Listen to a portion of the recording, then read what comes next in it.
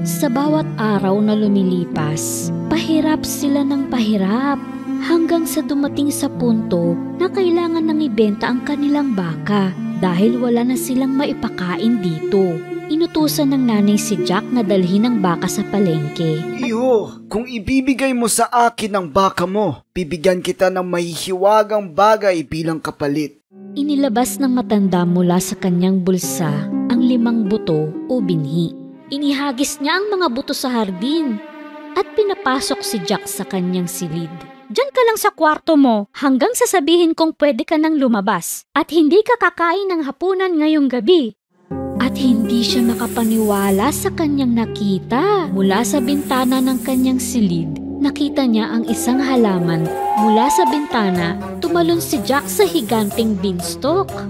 Namanyapit siya sa mga dahon at sa mga baging na nakapulupot dito.